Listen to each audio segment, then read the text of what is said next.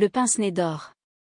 En relisant les 3 manuscrits qui résument nos aventures pendant l'année 1894, j'avoue qu'il m'est très difficile de préciser laquelle d'entre toutes est la plus intéressante et fait le plus d'honneur aux qualités qui ont consacré la réputation de mon ami.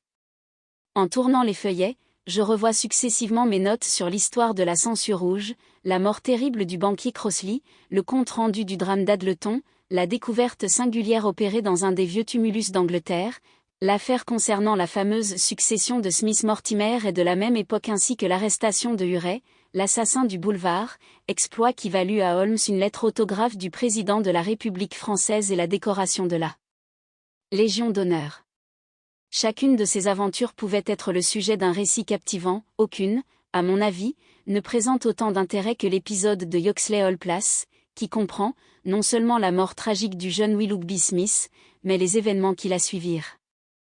Pendant une nuit de tempête de la fin de novembre, Holmes et moi étions restés assis toute la soirée en silence, lui déchiffrant, à l'aide d'une puissante loupe, un vieux palimpseste, moi, étudiant un traité de chirurgie qui venait de paraître. Au dehors, le vent soufflait dans Baker Street et la pluie fouettait les vitres avec violence. Au milieu de cette capitale, œuvre gigantesque des humains, on entendait la voix puissante de la nature et l'on sentait que les forces vives de ce Londres immense, comparées à celles de l'univers, étaient comme une taupinière au milieu des champs. J'allais à la fenêtre et contemplais la rue déserte. Le gaz tombait à pic sur le macadam boueux et les trottoirs luisants. Un cab solitaire se dirigeait vers Oxford Street. Eh bien, Watson, nous avons de la chance de ne pas avoir à sortir ce soir, dit Holmes en abandonnant son étude. J'ai assez travaillé et j'ai la vue fatiguée. Je crois, d'ailleurs, qu'il ne s'agit que des contes d'une abbaye qui remontent seulement à la seconde moitié du XVe siècle. Tiens. Qu'est-ce cela ? Au milieu du fracas de la tempête, nous venions d'entendre le bruit des sabots d'un cheval et le grincement d'une roue contre le trottoir. Le cab que j'avais aperçu s'était arrêté à notre porte. Que diable nous veut-il ? M'écriai-je voyant un homme en sortir. Ce qu'il veut ? Nous, certainement, et il nous faudra, sans doute, prendre nos caoutchoucs, nos pardessus, nos foulards, tout ce que l'homme a inventé pour lutter contre les intempéries des saisons. Attendons un peu. Voilà le cab qui s'éloigne. Il y a de l'espoir. S'il avait eu besoin de nous emmener, l'homme n'eût pas manqué de le garder. Descendez vite, mon cher ami, et ouvrez la porte, car tous les gens vertueux sont au lit depuis longtemps. Dans le vestibule, je reconnus de suite, à la lueur du gaz, notre visiteur nocturne. C'était le jeune Stanley Hopkins, un détective sur l'avenir duquel Holmes fondait les plus grandes espérances et auquel il avait plusieurs fois témoigné un vif intérêt. Est-il là ? Demanda Hopkins à la femme de ménage. Montez, mon cher ami, dit la voix de Holmes. J'espère que vous ne voulez pas nous faire sortir par une nuit pareille ? Le détective monta l'escalier, son imperméable ruisselait, je l'aidai à le retirer, tandis que Holmes attisait le feu. Maintenant, mon cher Hopkins, approchez-vous et chauffez-vous les pieds. Voici un cigare et le docteur connaît une certaine recette d'eau chaude et de citron mélangé, qui constitue un excellent remède contre la pluie. Il faut que la chose en vaille la peine pour que vous soyez sorti ce soir, par un temps pareil. Oui, vraiment, monsieur Holmes, j'ai eu une après-midi fort agitée, je vous le promets. Avez-vous lu dans les journaux du soir le compte-rendu de l'affaire Yoxley ? Aujourd'hui, je n'ai pas poussé mes études plus loin que le XVe siècle, c'est d'ailleurs un article très court et très mal rédigé, de sorte que vous n'avez rien perdu. Oui, j'ai eu fort à faire. C'est dans le comté de Kent, à 7 milles de Chatham, à 3 milles du chemin de fer que la chose s'est passée. J'ai reçu un télégramme à 3h15, et je suis arrivé à Yoxley Hall Place à 5h. J'ai fait mon enquête, suis rentré à la gare de Charing Cross par le dernier train, et me voici, ce qui veut dire, sans doute, que cette affaire vous embarrasse, cela veut dire que je n'y vois ni queue ni tête. C'est peut-être l'affaire la plus compliquée que j'ai eu à démêler et pourtant, au début, elle paraissait d'une simplicité élémentaire. Je ne puis découvrir le mobile et c'est ce qui me gêne, monsieur Holmes. Il y a un cadavre, voilà ce qui est certain, mais je ne vois personne qui ait pu en vouloir à la victime ou ait eu intérêt à sa mort. Holmes alluma un cigare et s'allongea dans son fauteuil. Racontez-nous tous les détails, dit-il. Voici les faits, dit Stanley Hopkins, nous chercherons ensuite les déductions à en tirer. Il y a quelques années, la propriété de Yoxley Hall Place a été louée par un homme d'un certain âge, qui a déclaré se nommer le professeur Coram. Sa santé chancelante l'oblige à garder le lit la moitié du temps. Il passe l'autre moitié à se promener autour de la propriété, traîné dans une petite voiture par son jardinier. Les quelques voisins avec lesquels il est en relation, l'ont vivement apprécié et le considèrent comme un savant. Le personnel de la maison se compose d'une femme de charge, un peu âgée, Mrs. Marker, et d'une femme de chambre, Suzanne Tarleton. Toutes les deux vivent avec lui depuis son arrivée dans le pays, elles jouissent d'une excellente réputation. Le professeur travaille, en ce moment, à un ouvrage scientifique. Depuis l'année dernière, il a pris un secrétaire pour l'aider. Les 2 premiers qu'il avait eus ne lui avaient pas convenu, mais le 3e, M. Willoughby Smith, jeune homme sorti depuis peu de l'université, lui plaisait à tous égards. Il passait toutes les matinées à écrire, sous la dictée du professeur et les après-midi à chercher des documents pour le travail du lendemain. La conduite de Willoughby Smith n'a jamais donné lieu à aucune remarque ni à Eppingham, ni à Cambridge. J'ai vu ses certificats, il est toujours resté un jeune homme tranquille, travailleur. Il n'a eu aucune faiblesse. Et pourtant, c'est lui qui a trouvé la mort, ce matin, dans le cabinet du professeur, dans des circonstances qui indiquent quel est le résultat d'un crime. Le vent soufflait toujours avec violence, Holmes et moi nous approchâmes du feu, tandis que le jeune détective nous fit lentement le récit suivant. Il serait difficile de trouver, en Angleterre, une demeure plus tranquille et sur laquelle les bruits du dehors exercent une moindre influence. Des semaines se passaient sans que personne en sortît. Le professeur ne s'occupait que de son ouvrage, le jeune Smith ne connaissait personne dans les environs, il vivait comme son maître, les 2 femmes n'avaient rien qui leur fit désirer sortir de la maison. Mortimer, le jardinier chargé de pousser la petite voiture, est un militaire retraité, un des survivants de la guerre de Crimée, un homme qui ne donne prise à aucun soupçon. Il n'habite, d'ailleurs, pas la maison, mais un cottage composé de 3 pièces situées au fond du jardin. Tels sont les seuls habitants de Yoxley Hall Place. La grille du jardin est à environ une centaine de mètres de la route de Londres à Chatham, elle ouvre au loquet, il est donc facile de pénétrer dans le jardin. Je vais vous rapporter, maintenant, la déclaration de Suzanne Tarleton, la seule personne qui sache quelque chose de certain dans cette affaire. Dans la matinée, entre 11h et midi, elle était occupée à pendre des rideaux dans une chambre à coucher du 1er étage. Le professeur Coram était encore au lit, car, lorsque le temps est mauvais, il se lève rarement avant midi, sa femme de charge travaillait derrière la maison. Willoughby Smith était aussi dans sa chambre, qui lui sert de cabinet de travail. La bonne l'entendit traverser le vestibule, descendre l'escalier et entrer dans le cabinet du professeur, placé juste au-dessous de la pièce où elle se trouvait. Elle ne l'a pas vu, mais elle a parfaitement reconnu son pas rapide et ferme. Elle n'entendit pas la porte du cabinet se fermer.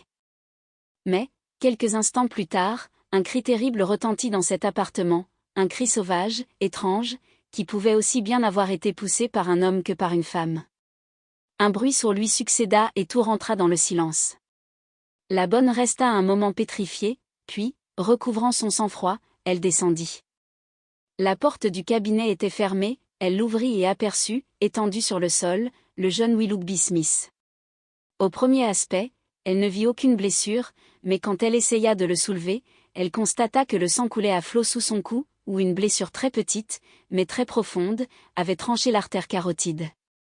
L'instrument qu'il avait fait gisait sur le tapis, à côté de lui, c'était un poinçon aux manches d'ivoire, à la lame très pointue, qu'on rencontre souvent sur les bureaux d'autrefois et qui se trouvait constamment sur celui du professeur. Tout d'abord, cette fille crut que le jeune Smith était mort, mais, quand elle lui eut jeté un peu d'eau fraîche sur le visage, il ouvrit un instant les yeux et murmura « Le professeur ». C'était elle. La bonne affirme, sous serment, que ce sont là ses propres paroles. Il fit un effort pour parler encore, puis il leva la main droite et retomba mort. Pendant ce temps, la femme de charge arriva, mais trop tard pour entendre les dernières paroles du moribond. Elle laissa Suzanne auprès du cadavre et entra vivement dans la chambre du professeur, qu'elle trouva assis sur son lit, en proie à une vive agitation, car il avait dû en entendre assez pour comprendre que quelque chose de terrible était arrivé. Mrs. Marker est prête à jurer que le professeur était encore vêtu de ses effets de nuit. De plus, il lui était impossible de s'habiller sans l'aide de Mortimer qui ne devait venir qu'à midi. Le professeur a déclaré qu'il avait entendu le cri, mais rien de plus. Il ne peut donner aucune explication des dernières paroles du jeune homme, le professeur. C'était elle. Mais il croit qu'elles ont dû être prononcées sous l'influence du délire. À son avis, Willoughby n'avait aucun ennemi et il ne peut attribuer aucun mobile à ce crime. Son premier acte a été d'envoyer son jardinier chercher la police. Quelque temps après, le constable m'a prié de venir. Rien n'avait été déplacé lors de mon arrivée et des ordres sévères avaient été donnés pour que personne ne marchât dans les sentiers conduisant à la maison. C'était une superbe occasion de mettre en pratique vos théories, monsieur Sherlock Holmes, rien ne manquait, sauf moi-même, dit mon ami avec un sourire, allons, racontez toujours. Qu'avez-vous fait, tout d'abord, monsieur Holmes, jetez un coup d'œil sur ce plan, qui vous donnera une idée générale de la situation du cabinet du professeur et des détails de l'affaire. Cela vous aidera à suivre mes investigations. Il déroula un plan que je reproduis ici, et il le plaça sur les genoux de Holmes, je me levai et le regardai par-dessus son épaule, c'est fait à la hâte et je n'y ai marqué que les points essentiels, vous verrez les détails plus tard, sur les lieux. Tout d'abord, supposons que l'assassin est pénétré dans la maison. Par où est-il ou est-elle entrée ? Sans doute par le sentier du jardin et par la porte de derrière, qui a directement accès dans le cabinet. Toute autre voie eût été plus compliquée. Il ou elle aura pris la fuite par le même chemin, car une des portes avait été fermée par Suzanne quand elle était descendue et l'autre conduit à la chambre du professeur. Je fis donc porter mes investigations sur le sentier du jardin. Il avait été détrempé par la pluie et je ne pus apercevoir aucune trace de pas. J'ai compris que j'avais affaire à un criminel très habile et très prudent. S'il n'y avait pas de traces sur le sentier, tout au moins, je pus constater que le gazon le bordant avait été foulé, évidemment dans le but de ne pas laisser d'empreinte sur la terre.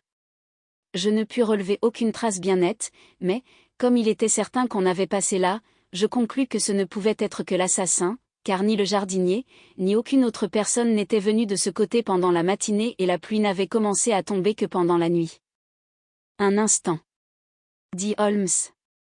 Où conduit ce sentier ? À la route. Quelle longueur a-t-il ? Une centaine de mètres, peut-être. À l'endroit où le sentier est coupé par la grille d'entrée, vous avez dû trouver des traces. Malheureusement le sentier est pavé à cet endroit, et sur la route, rien, il n'y avait que de la boue. Tu. Et les traces de pas sur le gazon se dirigeaient-elles vers la maison ou en venaient-elles ? Impossible à déterminer. Était-ce un grand ou un petit pied ? Impossible également de préciser. Holmes fit un mouvement d'impatience, il pleut à verse depuis lors. Ce sera plus difficile à déchiffrer que mon palimpseste. Allons, nous n'y pouvons rien. Et après vous être rendu compte que vous n'aviez rien fait, qu'êtes-vous devenu ? Je crois bien m'être rendu compte de pas mal de choses, monsieur Holmes. Sachant que quelqu'un de l'extérieur était entré dans la maison, j'ai examiné le corridor, recouvert d'une natte grise, qui n'a conservé aucune trace de pas. Je suis ensuite entré dans le cabinet. C'est une pièce très nue, elle contient un bureau avec un pupitre. Ce bureau est surmonté, de chaque côté, de tiroirs séparés par une sorte d'étagère au milieu. Les tiroirs étaient ouverts, l'étagère fermée à clé. Il paraît, d'ailleurs, que ceux-ci n'étaient pas fermés, car on n'y plaçait jamais aucune valeur. L'étagère centrale contenait des papiers importants, mais ne portait aucune trace d'effraction, et le professeur m'a affirmé qu'il ne manquait rien. Il est donc indiscutable qu'aucun vol n'a été commis. Le cadavre du jeune homme était étendu à gauche du bureau, au point indiqué sur le plan. La blessure intéressait le côté droit et postérieur du cou, il est donc impossible de songer à un suicide, à moins que le jeune homme ait fait une chute, j'y ai bien pensé, mais le poinçon était à terre assez loin du cadavre, il faut donc écarter cette hypothèse. Nous avons d'ailleurs les dernières paroles prononcées par la victime. Enfin nous avons trouvé, dans sa main droite, crispée, cette pièce à conviction qui ne manque pas d'importance. Stanley Hopkins tira de sa poche un petit paquet qu'il défit et nous montra un pince-nez en or, auquel pendaient encore les deux bouts brisés d'un cordon de soie noire. Willoughby Smith avait la vue excellente, il n'est pas douteux qu'il a arraché cet objet à son assassin. Sherlock Holmes s'empara du lorgnon et l'examina avec la plus grande attention, le mit sur son nez, essaya de lire avec, alla à la fenêtre et regarda la rue, le plaça sous la lampe pour mieux le voir et enfin, avec un sourire de satisfaction, s'assit à la table et écrivit quelques lignes sur une feuille de papier qu'il lança à Stanley Hopkins. Voilà tout ce que je peux faire pour vous, tâchez d'en tirer parti. Le détective, étonné, lut tout haut ce qui suit, il faut chercher une femme bien vêtue, au nez très gros, aux yeux très rapprochés l'un de l'autre, clignotants, au front très ridé, ses épaules sont sans doute voûtées, et à 2 reprises différentes au moins, elle a dû avoir recours aux soins d'un opticien. Comme les vers du pince-nez sont très forts et que les opticiens sont assez rares, il ne sera sans doute pas difficile de la retrouver. Holmes sourit de la stupéfaction peinte sur les traits d'Hopkins. C'est excessivement simple, dit-il, et il est même difficile de trouver un objet pouvant donner sur celui qui s'en sert des détails plus précis. Le lorgnon est si élégant qu'il dénote une femme. Ce qui, d'ailleurs, concorde absolument avec les dernières paroles du jeune homme. La monture en or indique, à ne pas en douter, que la personne est d'un certain monde. L'écartement des pinces est trop large pour un nez moyen, ce qui établit que celui de cette femme est gros à la base. Si je ne m'en rapportais qu'à l'expérience, je pourrais même affirmer que ces sortes de nez sont courts et grossiers, mais il est inutile d'aller jusque-là. Mon visage est très étroit, et pourtant je ne puis placer le lorgnon de manière à ce que ma pupille soit en face du centre de chacun des vers. J'en déduis que les yeux de cette femme sont très rapprochés de son nez. Les vers sont extraordinairement concaves. Une femme aussi myope a, sûrement, les signes physiques de ces sortes de vues qui se caractérisent dans les plis du front, des paupières, dans l'arrondissement des épaules. Oui, dis-je à mon tour, je suis chacune de vos déductions, j'avoue cependant que je n'ai pu comprendre comment vous avez découvert la double visite de l'opticien. Holmes reprit les verres dans sa main, le ressort est doublé de bandes de liège afin d'en adoucir la pression. L'une d'elles est légèrement décolorée, tandis que l'autre est toute neuve. Évidemment, depuis peu de temps, cette dernière a été remplacée. Je crois même que la plus ancienne n'a pas été posée depuis longtemps, quelques mois, tout au plus. Comme toutes les deux sont identiquement semblables, je pense que la dame a dû s'adresser au même magasin. C'est merveilleux, s'écria Hopkins au comble de l'admiration, et penser que j'ai eu tout cela entre mes mains et que je n'ai rien deviné. J'avais cependant l'intention de voir tous les opticiens de Londres, naturellement. En attendant, avez-vous autre chose à nous raconter sur cette affaire? Rien, monsieur Holmes, je crois que vous en savez aussi long que moi maintenant. Nous avons fait rechercher si l'on avait vu des étrangers descendre de la gare ou passer sur la route, ces investigations sont restées infructueuses. Ce qui m'étonne, c'est le défaut de mobile du crime.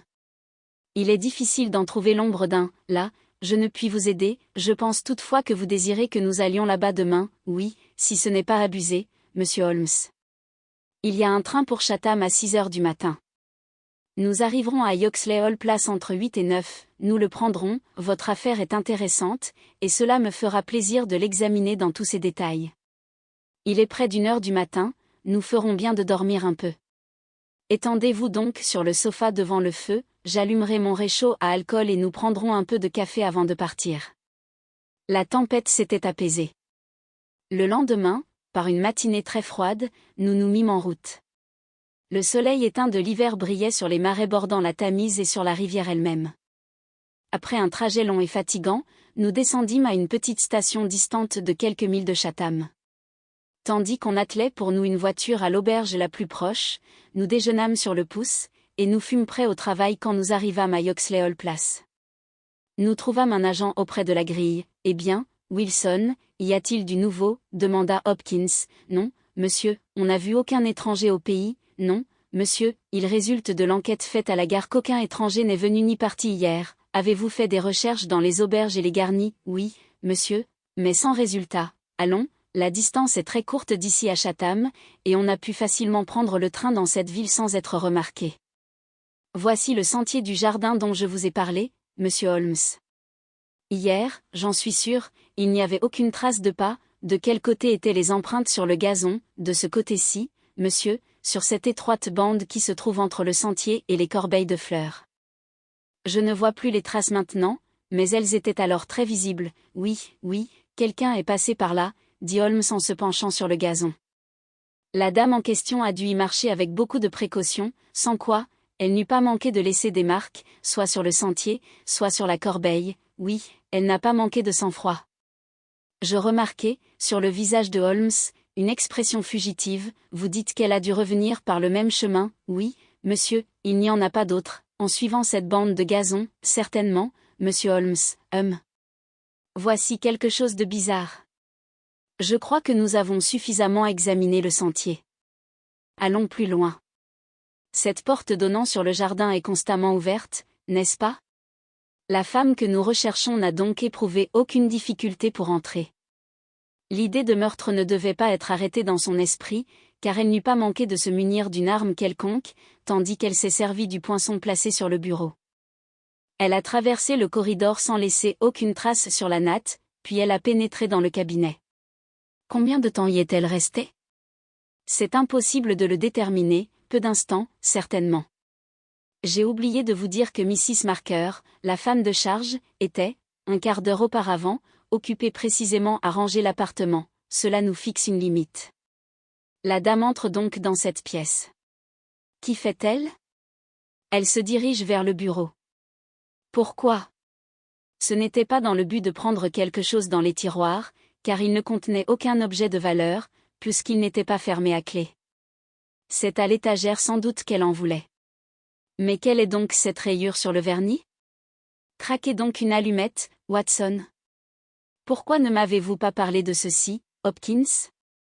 La rayure qu'il examinait commençait sur le cuivre de la serrure du côté droit et s'étendait sur le vernis. Je l'ai bien remarqué, monsieur Holmes, mais il n'est pas rare de trouver des rayures autour d'une serrure. C'est vrai, mais celle-ci est toute récente. Voyez comme le cuivre brille à l'endroit où il a été touché. Une rayure ancienne serait de la même couleur que la surface. Voyez à la loupe. Le vernis a encore des éclats comme la terre soulevée de chaque côté d'un sillon. Mrs. Marker est-elle ici? Une femme âgée, au visage triste, entra dans la pièce. Avez-vous épousseté ce meuble hier matin? Oui, monsieur. Avez-vous remarqué cette rayure? Non, monsieur, j'en suis bien convaincu, car votre linge eût enlevé les éclats du vernis. Qui a la clé de ce meuble? Le professeur la garde toujours attachée à sa clé de montre. Est-ce une clé ordinaire? Non, c'est une clé de chube. Très bien, vous pouvez vous retirer, Mrs. Marker. Nous commençons à faire des progrès. La dame est donc entrée dans la pièce pour ouvrir l'étagère, ou tout au moins pour essayer de l'ouvrir. Pendant qu'elle se livrait à cette occupation, le jeune Willoughby Smith est entré. Dans son empressement à retirer la clé, elle a fait la rayure en question.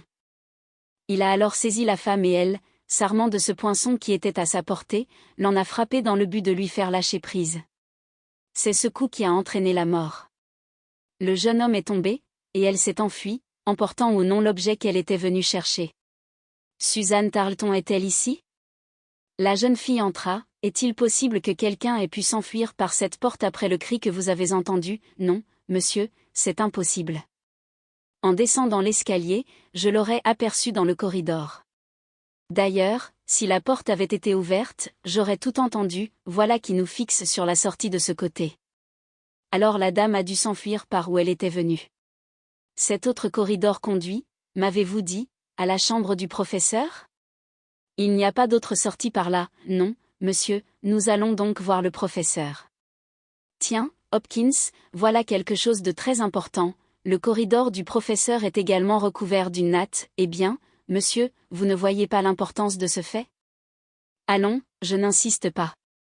Peut-être ai-je tort, mais cela me donne une idée bien concluante. Allons, venez avec moi et présentez-moi. Nous descendîmes un corridor de la même largeur que celui conduisant au jardin. À l'extrémité se trouvait un petit escalier donnant sur une porte. Notre guide frappa, et nous pénétrâmes dans la chambre du professeur.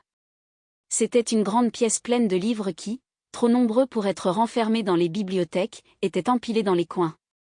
Le lit se trouvait au centre et, appuyé sur les oreillers, se tenait le propriétaire de la maison. J'ai rarement vu un homme plus extraordinaire. Son visage maigre au nez aquilin, se tourna vers nous, ses yeux bruns et perçants nous examinèrent longuement.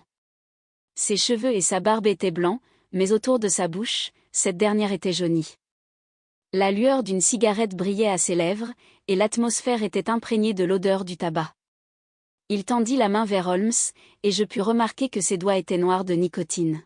« Je suis un grand fumeur, monsieur Holmes, dit-il dans un anglais très correct, mais avec un léger accent étranger. Prenez donc une cigarette. Vous aussi, monsieur.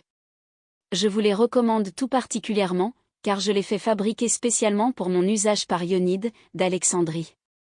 Je m'en fais envoyer 1 000 à la fois, et je dois avouer qu'il m'en fait un envoi tous les 15 jours. C'est malsain, très malsain, je le sais, mais un vieillard a peu de plaisir, le tabac est mon travail, voilà tout ce qui me reste. Holmes avait allumé une cigarette et regardait avec soin l'appartement, le tabac et mon travail. Maintenant, je n'ai plus que le tabac, murmura le vieillard. Hélas, quelle malheureuse affaire. Qui eût pu prévoir une catastrophe aussi terrible?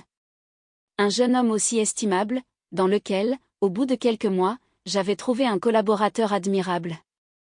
Que pensez-vous de cette affaire, monsieur Holmes? Je ne suis pas encore fixé, je vous serais très reconnaissant si vous arriviez à l'élucider. Un coup aussi inattendu ne peut que paralyser un vieux bouquiniste comme moi. Il me semble que j'ai perdu la faculté de penser, mais vous êtes un homme d'action et cette affaire fait partie de votre profession. Vous pouvez garder votre sang-froid, vous. Ah. Nous sommes bien heureux d'avoir votre précieux concours. Holmes, tandis que parlait le vieux professeur, marchait de long en large dans la pièce. Je remarquai qu'il fumait avec une rapidité extraordinaire, il était évident qu'il partageait le goût du vieillard pour les cigarettes d'Alexandrie. Oui, monsieur, c'est un coup terrible pour moi, continua celui-ci, voilà l'œuvre de ma vie sur cette table. C'est une analyse des documents découverts dans les monastères coptes de Syrie et d'Égypte, c'est un travail qui est appelé à renverser toute révélation religieuse. Avec ma santé compromise, je crains bien de ne pouvoir l'achever maintenant que voilà mon collaborateur disparu. Mais vraiment, monsieur Holmes, vous fumez encore plus vite que moi.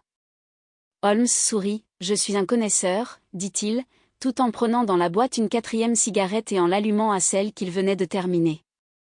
Je ne vous fatiguerai pas par beaucoup de questions, continua-t-il, car j'ai appris que vous étiez au lit au moment du crime et que vous ne savez rien, je vous demanderai seulement ce que vous pouvez penser des dernières paroles prononcées par ce pauvre garçon, le professeur. C'était elle? Le professeur secoua la tête, Suzanne est une paysanne et vous connaissez la stupidité de ses pareils.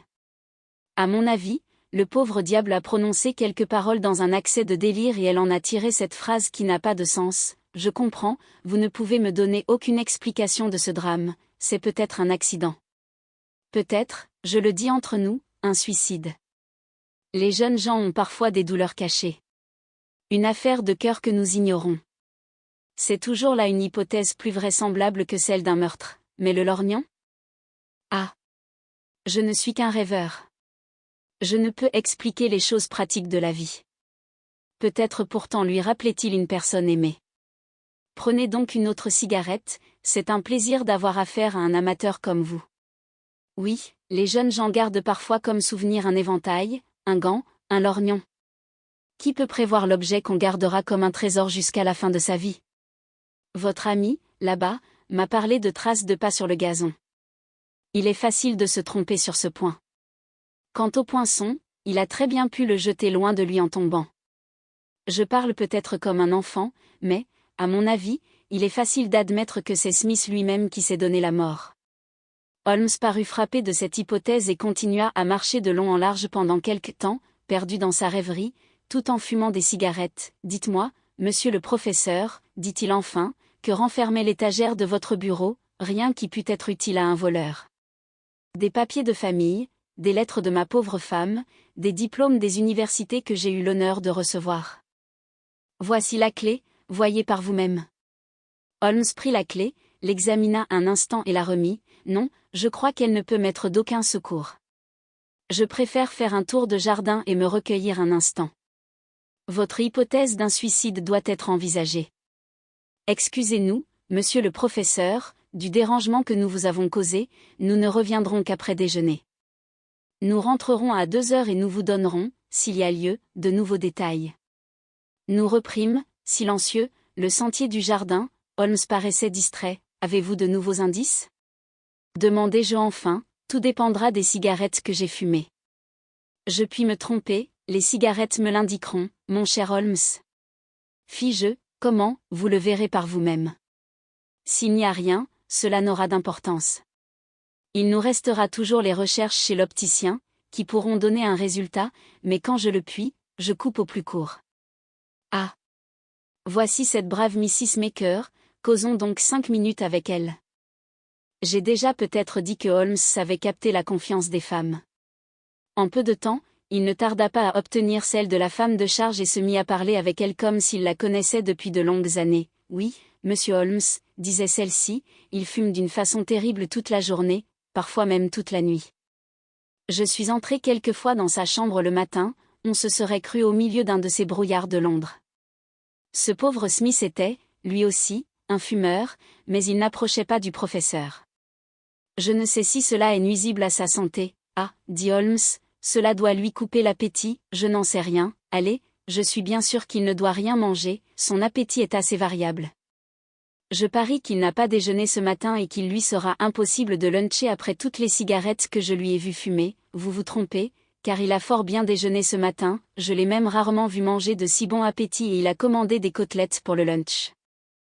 J'en suis étonné moi-même, car, depuis que j'ai vu le cadavre de ce pauvre monsieur Smith, je n'ai pu rien prendre. Enfin, cela dépend des natures, le professeur lui, n'en a pas perdu le boire et le manger. Nous passâmes la matinée dans le jardin, Stanley Hopkins était parti dans le village faire une enquête sur la présence d'une femme étrangère, qui avait été vue, la veille au matin, par des enfants sur la route de Chatham. Quant à mon ami, son énergie paraissait l'avoir abandonné et je ne l'ai jamais vu traiter une affaire avec plus d'indifférence. La nouvelle apportée par Hopkins qu'il avait découvert les enfants, que le signalement de la femme correspondait exactement à celui donné par Holmes et que celle-ci portait des lunettes ou un lorgnon, ne parut pas l'intéresser outre mesure. Il fit plus d'attention lorsque Suzanne, qui servait à table, nous apprit que M. Smith était sorti se promener dans la matinée et n'était rentré qu'une demi-heure avant le drame. Je ne voyais nullement l'importance de cet incident, mais je me rendis compte qu'il avait une place marquée dans le plan que Holmes avait tracé dans son esprit. Tout à coup, il bondit sur sa chaise en regardant sa montre. « Il est 2 heures, messieurs, dit-il, nous allons monter chez notre ami, le professeur. » Le vieillard venait de terminer son repas et son assiette, vide, témoignait de l'appétit que lui avait attribué sa femme de charge. Son visage avait une expression étrange quand il se tourna vers nous, ayant aux lèvres son éternelle cigarette. Il était maintenant habillé et assis dans un fauteuil, auprès du feu. « Eh bien, monsieur Holmes, avez-vous trouvé la clé du mystère ?» Et il avança vers mon ami la boîte de cigarettes. Holmes allongea la main et renversa cette boîte. Nous nous mîmes tous à genoux pour ramasser les cigarettes. Quand nous nous relevâmes, je vis que les yeux de Holmes brillaient et que ses joues étaient devenues rouges, telles que je les voyais d'habitude quand il approchait d'un dénouement prévu à l'avance. « Oui, dit-il, je l'ai trouvé. » Stanley Hopkins et moi-même le regardâmes d'un air étonné. Un sourire de mépris passa sur les traits du professeur. « Vraiment, dans le jardin, non, ici. » Mais quand, à l'instant même, vous plaisantez, monsieur Sherlock Holmes, et l'affaire est trop grave pour prêter à la plaisanterie, j'ai forgé tous les anneaux de ma chaîne, professeur Coram, et je suis sûr de sa solidité. Quel est votre part en tout ceci? Quel rôle avez-vous joué? Je ne puis encore le dire, dans quelques instants, sans doute, c'est vous qui me le ferez connaître. En attendant, je vais vous reconstituer le passé et vous verrez ce qui me reste à apprendre. Une dame est entrée, hier, dans votre cabinet avec l'intention de s'emparer de certains documents renfermés dans votre bureau. Elle en avait la clé, j'ai vu la vôtre et je n'y trouve pas d'éraflure. Vous n'étiez donc pas son complice et elle a dû venir vous voler sans que vous l'ayez su. Le professeur tira une bouffée de sa cigarette. Ceci est très intéressant et très instructif, dit-il. N'avez-vous rien à ajouter? Puisque vous avez suivi les traces de cette femme, il ne doit pas vous être difficile de nous dire ce qu'elle est devenue. C'est ce que je vais essayer. Tout d'abord, votre secrétaire l'a saisie, elle l'a poignardée pour pouvoir prendre la fuite. Je suis convaincu que cette femme n'avait aucune intention homicide, car un assassin ne vient pas sans armes. Effrayée de l'acte qu'elle avait commis, elle s'est enfuie aussitôt du théâtre du crime. Malheureusement pour elle, elle avait perdu son lorgnon dans la lutte, et, comme elle est extrêmement myope, elle se trouva toute désorientée. Elle suivit le corridor, croyant se trouver dans celui par lequel elle était arrivée. Tous les deux, vous le savez, sont recouverts de natte. Elle comprit trop tard son erreur et se rendit compte que la retraite était coupée. Que pouvait-elle faire? Impossible de retourner sur ses pas, impossible de rester là. Il fallait avancer. C'est ce qu'elle fit, elle monta l'escalier, poussa la porte et se trouva dans votre chambre. Le vieillard regardait Holmes, les yeux agrandis, la bouche ouverte, l'étonnement était peint sur ses traits. Il fit un effort sur lui-même, haussa les épaules et se mit à rire. « Tout cela est très bien, monsieur Holmes, dit-il, mais il y a une petite erreur dans votre système, car j'étais moi-même dans cette chambre et je ne l'ai pas quittée de la journée, je le sais, professeur Coram. Et vous insinuez cependant que j'ai pu rester au lit sans savoir qu'une femme était dans ma chambre, je n'ai pas dit cela. Vous le saviez, au contraire, vous avez même causé avec elle, vous l'avez reconnue et vous lui avez procuré une cachette. De nouveau le professeur s'était mis à rire, il s'était levé et ses yeux brillaient comme des torchets. Vous êtes fou. S'écria-t-il, vous parlez comme un fou. Si je l'ai cachée, où donc est-elle, maintenant? Elle est là, dit Holmes en désignant un placard qui se trouvait dans un des coins de la pièce. Je vis le vieillard lever les bras en l'air et retomber sur son fauteuil avec un mouvement convulsif. Au même instant, le placard s'ouvrit et une femme parut dans la chambre. Vous avez raison. S'écria-t-elle avec un accent étranger, me voici.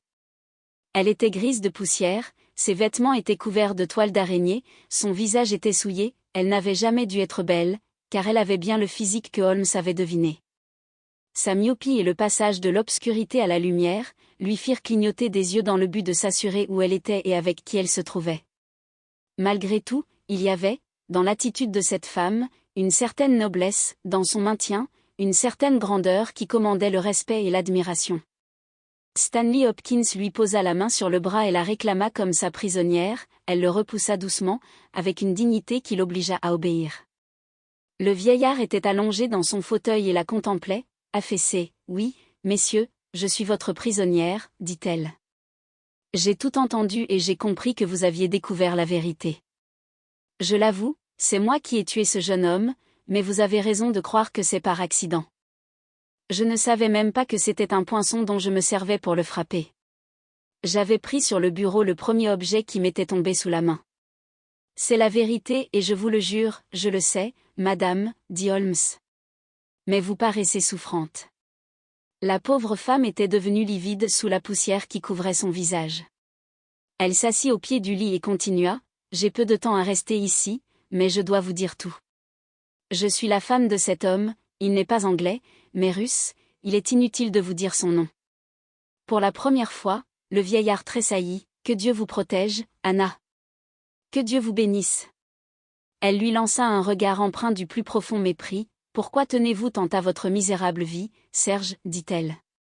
Vous avez fait du mal à nombre de gens et du bien à personne, pas même à vous. Pourtant ce n'est pas à moi à couper le fil de vos jours avant que Dieu le veuille, j'ai, moi-même, un poids assez lourd sur la conscience depuis que j'ai franchi le seuil de cette maison maudite. Mais il faut que je parle ou ce sera trop tard. Je vous ai dit, monsieur, que j'étais la femme de cet homme, ajouta-t-elle en s'adressant à Holmes. Il avait 50 ans et moi j'en avais à peine 20 quand nous nous sommes mariés. Notre mariage eut lieu dans une ville universitaire de Russie que je ne nommerai pas, que Dieu vous protège, Anna, dit de nouveau le vieillard, nous étions des réformateurs, des révolutionnaires, en un mot des nihilistes lui et moi, et bien d'autres. Puis, au milieu d'une émeute, un officier de police fut tué, beaucoup d'entre nous furent arrêtés, mais les preuves manquaient. Alors, pour avoir la vie sauve et gagner une grosse somme, mon mari trahit sa femme et ses amis. Ce fut à la suite de ces aveux que nous fûmes tous arrêtés. Beaucoup des nôtres furent pendus, d'autres envoyés en Sibérie. Je fus de ces derniers, mais seulement condamné à temps. Mon mari, emportant son bien mal acquis, passa en Angleterre, et il y vécut tranquille, sachant fort bien que si les frères savaient où il se cachait, une semaine ne se passerait pas sans que l'œuvre de justice ne s'accomplît. Le vieillard saisit une cigarette d'une main tremblante, je suis entre vos mains, Anna. Vous avez toujours été bonne pour moi, je ne vous ai pas encore fait connaître toute sa lâcheté. Parmi nos camarades, il y en avait un qui était l'ami de mon cœur. C'était un noble caractère, ayant toutes les qualités qui manquaient à mon mari. Il détestait tout acte de violence. Nous étions tous coupables aux yeux de la loi, lui seul ne l'était pas. Il nous écrivait sans cesse pour nous dissuader d'agir illégalement, ses lettres auraient pu le sauver, ainsi que mon journal où, jour par jour, j'écrivais ses pensées et nos actions. Mon mari trouva le journal et les lettres, les conserva par-devers lui, les cacha et fit tous ses efforts pour faire pendre ce jeune homme. Il ne put réussir, mais Alexis fut envoyé comme forçat en Sibérie où il travaille dans une mine de sel. Oui, pensez à cela, lâche que vous êtes. En ce moment même, Alexis, cet homme dont vous n'êtes pas digne de prononcer le nom, vit et travaille comme un esclave et moi, je tiens votre vie entre mes mains et je vous laisse vivre. Vous avez toujours été une noble femme, Anna, dit le vieillard continuant à fumer. Elle se leva et retomba aussitôt avec un cri de douleur. Il faut que je termine mon récit, dit-elle. Quand ma peine fut terminée, je recherchai mon journal et les lettres qui, envoyées au gouvernement russe, feront rendre la liberté à mon ami. Je savais que mon mari était en Angleterre, et, après de longs mois, j'ai pu découvrir sa retraite. Je savais qu'il avait toujours mon journal car, pendant mon séjour en Sibérie, il m'avait écrit des lettres de reproche dans lesquelles il m'en citait des passages. J'étais sûre, cependant, que jamais il ne consentirait à me le rendre, c'était donc à moi de savoir me le procurer. Je réussis à faire entrer chez mon mari en qualité de secrétaire un agent secret. Ce fut votre second secrétaire, Serge, celui qui vous quitta si précipitamment. Il parvint à découvrir que les papiers étaient renfermés dans l'étagère du bureau et put prendre l'empreinte de la serrure, mais il ne voulut pas aller plus loin. Il me fournit cependant un plan de la maison et m'apprit que pendant la matinée le cabinet de travail était toujours inoccupé. Je pris mon courage à deux mains, et je vins dans le but de reprendre ces papiers. J'ai réussi, mais à quel prix? Je venais de les prendre et je refermais l'étagère quand le jeune homme me saisit. Je l'avais déjà vu dans la matinée et je lui avais demandé où habitait le professeur Coram, ignorant qu'il était son secrétaire. C'est bien cela, dit Holmes. Le secrétaire à son retour a parlé à celui-ci de la femme qu'il avait rencontrée, et ses dernières paroles faisaient allusion à celle qu'il avait vue le matin même. Laissez-moi parler, dit la femme d'une voix brève. Quand il est tombé, je me suis enfuie, me trompant de porte, je me suis trouvée dans la chambre de mon mari. Il m'a déclaré qu'il allait me dénoncer. Je lui ai démontré que, s'il le faisait, sa vie serait entre mes mains, et que, s'il me livrait à la justice, je le livrerais à nos vengeurs. Ce n'est pas parce que je désirais la vie, mais parce que je voulais accomplir l'œuvre que je m'étais donnée pour but. Il savait que ce que je disais je le ferais, et que son sort suivrait le mien. C'est pour ce motif unique qu'il m'a caché. Il me dissimula dans ce placard connu de lui seul, et prit ses repas dans sa chambre, afin de me faire partager sa nourriture. Il était entendu que lorsque la police aurait quitté la maison je disparaîtrais pour toujours. Vous avez deviné nos plans. Elle sortit de son corsage un petit paquet. Voici mes dernières paroles, dit-elle, voici le paquet qui sauvera Alexis, je le confie à votre honneur et à votre amour de la justice. Prenez-le et remettez-le à l'ambassade de Russie, maintenant, j'ai accompli mon devoir et, empêchez-la, s'écria Holmes qui, traversant la pièce, lui arracha des mains un petit flacon. Trop tard, dit-elle en tombant sur le lit, trop tard. J'ai pris le poison avant de quitter ma cachette. La tête me tourne. Je meurs. N'oubliez pas ce paquet, cette affaire est simple et instructive, dit Holmes, tandis que nous rentrions à Londres par le chemin de fer. Depuis le début, le pince-nez en a été le pivot. Il est très heureux que le moribond ait eu le temps de le saisir, sans cela, nous n'aurions peut-être jamais trouvé la solution. Il était évident, d'après la force des verres, que la personne qui les portait était très myope et ne pouvait rien voir si elle en était privée, quand vous m'avez demandé, Hopkins, de croire qu'elle était revenue en suivant, sans faire un faux pas, cette étroite bande de gazon, vous vous rappelez que j'ai témoigné un vif étonnement. En moi-même, je me suis dit que c'était impossible, à moins qu'elle n'eût en sa possession, chose presque inadmissible, un second lorgnon. Je dus donc considérer comme fort probable l'hypothèse où elle serait restée dans la maison. Quand je me suis aperçu de la similitude des deux corridors, j'ai compris qu'elle avait pu se tromper et qu'elle avait dû entrer dans la chambre du vieux professeur. Je recherchai donc tout ce qui pouvait corroborer cette hypothèse et j'examinai soigneusement la pièce dans le but d'y découvrir une cachette. Le tapis était cloué, l'idée de l'existence d'une trappe devait par là même être écartée. Il pouvait y avoir quelques cachettes derrière les livres, ce qui n'est pas rare dans les vieilles bibliothèques. Je remarquai que tous les livres étaient empilés par terre, sauf sur un seul point où pouvait donc se trouver une porte. Je n'avais aucune trace pour me guider, mais la couleur brun foncé du tapis pouvait me venir en aide. J'ai donc fumé un grand nombre de ces excellentes cigarettes en ayant soin de laisser tomber la cendre devant l'endroit suspect. C'était un truc bien simple qui m'a réussi. Je suis ensuite descendu et me suis assuré en votre présence, Watson, sans que vous ayez soupçonné le but de mes questions, que la nourriture du professeur avait augmenté, ce à quoi je devais m'attendre s'il avait une seconde personne à nourrir. Nous sommes alors remontés dans la pièce et en renversant la boîte de cigarettes, j'ai pu voir le tapis de plus près et constater, par l'examen des traces laissées sur la cendre de cigarette, que notre prisonnière était sortie de sa cachette pendant notre absence. Allons, Hopkins, nous arrivons à Charing Cross, je vous félicite du succès de votre affaire. Vous allez sans doute au bureau central. Quant à nous, Watson, nous n'avons qu'à nous rendre à l'ambassade de Russie.